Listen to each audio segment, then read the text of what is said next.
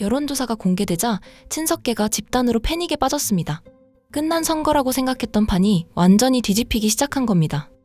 현역 의원들을 줄 세우고 조직을 총동원했던 김민석은 추락하기 시작했고, 정청래는 부울경 역전에 이어 여론조사에서도 처음으로 김민석을 넘어섰습니다.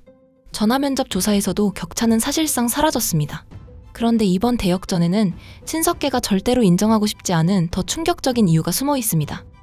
지금 대통령의 지지율은 떨어지는데 정청래의 지지율은 정반대로 치솟고 있습니다. 민주당원들이 떠난 것이 아닙니다. 자신들을 무시한 권력에서 마음을 거두고 다른 곳으로 움직이기 시작한 겁니다. 오늘 영상에서는 김민석의 조직을 뒤흔들기 시작한 정청래의 바람과 그 뒤에 숨겨진 민주당 핵심 지지층의 경고를 저의 시각에서 하나씩 짚어보도록 하겠습니다. 본격적인 영상 시작에 앞서 오늘 내용이 더 많은 민주당원과 민주시민들에게 알려질 수 있도록 영상 좋아요와 구독 한 번씩 정중하게 부탁드립니다.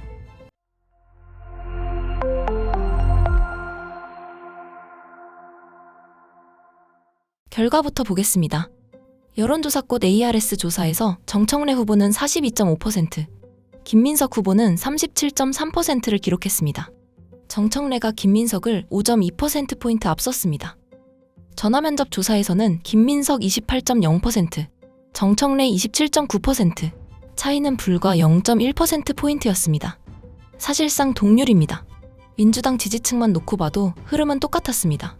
ARS 조사에서 정청래 43.4%, 김민석 39.3%, 정청래가 처음으로 김민석을 역전했습니다.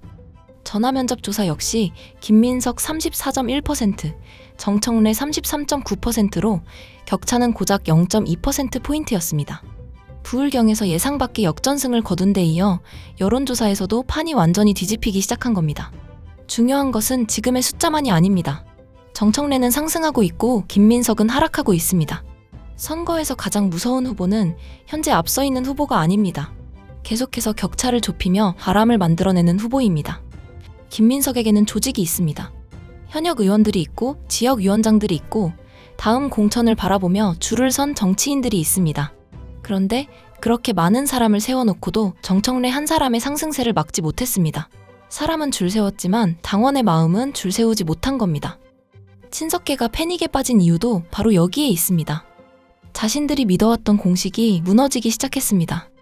대통령의 이름을 앞세우고 현역 의원들을 동원하고 조직표를 끌어모으면 당원들도 결국 따라올 것이라고 믿었습니다.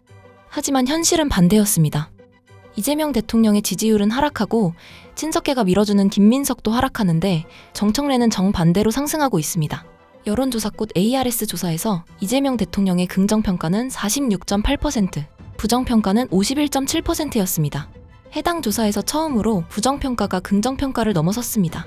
리얼미터에서도 긍정평가는 45.9%로 최저치를 기록했고 부정평가는 50.5%로 처음 과반을 넘었습니다. 더 심각한 것은 보수층 응답이 많아서 떨어진 것도 아니라는 겁니다. 진보층 응답이 오히려 늘었는데도 대통령 지지율은 계속 하락했습니다. 진보층 안에서조차 긍정평가는 크게 떨어지고 부정평가는 올라갔습니다. 이쯤 되면 답은 분명합니다. 민주당 지지자들이 국민의힘으로 떠난 것이 아닙니다. 민주당은 여전히 지지하지만 대통령과 친석계에는 마음을 거두기 시작한 겁니다. 민주당을 버린 것이 아니라 자신들을 배신했다고 느낀 권력에 경고를 보내고 있는 겁니다. 그리고 그 경고가 이번 전당대회에서 정청래의 상승세로 나타나고 있는 것이죠. 정청래가 완벽해서가 아닙니다. 적어도 검찰개혁을 미루지 말라고 말하고 당원을 들러리로 취급하지 말라고 말하고 대통령의 이름으로 모든 비판을 틀어막지 말라고 말하기 때문입니다. 지지자들이 듣고 싶었던 말을 친석계는 낙인으로 막았고 정청래는 정치적 메시지로 받아냈습니다. 김민석은 오히려 반면과 분열주의와 신천지를 한 덩어리로 묶었습니다. 구체적인 증거는 내놓지 않으면서 자신에게 반대하는 당원들에게 의심의 꼬리표부터 달았습니다. 표를 달라고 하면서 그 표를 가진 당원의 판단은 믿지 않은 겁니다. 당원을 설득할 논리가 부족하니 당원을 겁주기 시작한 겁니다. 하지만 민주당원들은 반명이라는 말 한마디에 겁을 먹고 줄을 맞추는 사람들이 아닙니다. 근거 없는 낙인이 반복될수록 왜 지금 이 이야기를 꺼내는가라는 의심만 커질 뿐입니다. 결국 김민석은 신천지를 공격한다고 생각했겠지만 자신에게 표를 주지 않는 당원들을 모욕한 셈이 됐습니다. 그 결과가 지금의 대역전입니다. 그리고 여기서 가장 중요한 대목. 저는 친석계의 가장 큰 문제는 따로 있다고 봅니다. 정청래가 당선되지 않으면 자신들이 이기는 선거라고 생각한다는 겁니다. 이건 완전히 잘못 알고 있는 겁니다. 정청래가 떨어지는 순간 친석계가 승리하는 것이 아닙니다. 저는 정청래가 떨어지는 그 순간 민주진영 전체의 붕괴가 시작될 거라고 확신하고 있습니다. 정청래를 지지하는 사람들은 후보 한 명만 좋아하는 팬클럽이 아닙니다. 검찰 개혁을 요구했던 사람들, 당원 주권을 요구했던 사람들, 민주당이 권력자의 사유물이 되어서는 안 된다고 외쳤던 사람들입니다. 그런 사람들에게 현역 의원들의 줄 세우기와 조직표로 정청래를 눌러버린다면 그들이 갑자기 김민석을 지지하겠습니까? 절대 아닙니다. 남는 것은 분노를 넘어선 체념입니다. 결국 아무리 말해도 소용없다. 당원은 투표할 때만 필요한 존재다. 민주당도 바뀔 생각이 없다. 이런 절망만 남습니다. 정치에서 분노보다 무서운 것은 체념입니다. 분노한 지지자는 아직 투표장에 나옵니다. 댓글을 달고 당비를 내고 후보를 지키기 위해 움직입니다. 그러나 체념한 지지자는 조용히 당비를 끊고 방송을 끄고 선거날 집에 머뭅니다. 친석계가 정청래를 꺾고 승리했다고 환호하는 바로 그 순간 민주진영의 핵심 지지층은 정치 자체에서 등을 돌릴 수 있습니다. 그러면 누가 이긴 겁니까? 김민석이 당대표가 되고 친석계 의원들이 공천을 받고 정작 핵심 지지층은 투표장에 나오지 않아 수도권이 무너지고 총선에서 참패하면 그것도 친석계의 승리입니까? 배가 침몰하는데 현장실 열쇠를 차지했다고 축배를 드는 꼴입니다. 친석계 의원들은 김민석이 당대표가 되면 다음 공천을 받을 수 있다고 생각할 겁니다. 공천은 받을 수 있겠죠. 그런데 그 공천장을 들고 어디에서 당선될 생각입니까? 대통령 지지율이 계속 떨어지고 핵심 지지층이 등을 돌리고 민주당 지지율까지 무너지면 그 공천장은 당선 보증서가 아니라 낙선 예고장이 될 겁니다. 특히 수도권에서 불과 1에서 5%포인트 차이로 겨우 승리한 의원들은 몇 퍼센트만 빠져도 가장 먼저 무너지겠죠. 일부 초선 의원들은 금배지의 잉크도 마르기 전에 유권자보다 다음 공천권자의 얼굴부터 살피고 있습니다. 정치를 너무 쉽게 배웠습니다. 공천권자에게 줄을 서는 것은 어렵지 않습니다. 박수를 치고 상대 후보를 공격하고 권력이 듣고 싶어하는 말만 하면 됩니다. 하지만 당원에게 인정받는 것은 그렇게 간단하지 않습니다. 필요할 때 목소리를 내야 하고 불이익을 감수하면서 원칙을 지켜야 하고 권력보다 당원 편에 서야 합니다. 공천은 김민석이 줄 수 있습니다.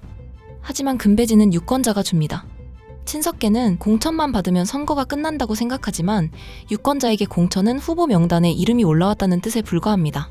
오히려 당원들이 싫어하는 줄에 서서 받은 공천은 본선에 들어가는 순간 정치적 부채가 됩니다.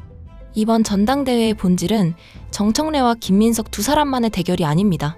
의원들의 조직과 당원들의 바람이 맞붙은 선거입니다. 조직은 전화를 돌릴 수 있습니다. 투표를 독려할 수 있습니다. 누구를 찍으라고 지시할 수도 있습니다. 하지만 왜 당원들이 분노했는지는 통제할 수 없습니다. 조직은 손을 움직일 수 있어도 마음까지 소유할 수는 없습니다. 정청래도 말했습니다. 부울경 역전승에 이어 여론조사에서도 역전했다고. 이 추세가 기세가 되고 그 기세가 대세를 만든다고. 노무현의 바람이 이인재의 조직을 이긴 것처럼 정청래의 바람이 김민석의 조직을 이길 것이라고 했습니다. 정청래를 노무현과 비교하는 것이 적절한지는 당원들이 판단할 일입니다. 그러나 지금 선거가 조직과 바람의 대결이라는 진단만큼은 정확합니다. 김민석에게는 공천을 바라보는 조직이 있습니다. 정청래에게는 자신들의 마지막 경고를 무시하지 말라는 당심이 모이고 있습니다. 친석계가 정말 두려워해야 할 것은 정청래 한 사람의 당선이 아닙니다. 정청래마저 조직에 눌려 좌절했을 때 민주당원들이 느끼게 될 마지막 절망입니다. 후보 한 명은 떨어뜨릴 수 있습니다. 그러나 그 후보에게 모인 수십만 당원의 분노까지 함께 떨어뜨릴 수는 없습니다. 그 분노를 무시한 채 김민석의 승리를 선언하는 순간 친석계는 당대표 선거에서는 이길 수 있을지 모릅니다. 대신 민주진영 전체를 잃게 될 겁니다. 아직 승부는 끝나지 않았습니다. 바람은 불기 시작했지만 바람이 승리가 되려면 마지막 한 표까지 모여야 합니다. 조직은 방심을 먹고 자라고 바람은 참여를 통해 비로소 역사가 됩니다.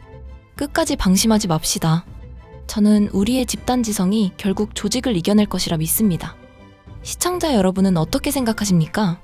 여러분의 생각을 댓글로 남겨주십시오. 오늘 내용이 더 많은 민주당원과 민주시민들에게 알려질 수 있도록 영상 좋아요와 구독 한 번씩 정중하게 부탁드립니다. 끝까지 시청해주셔서 진심으로 감사드립니다.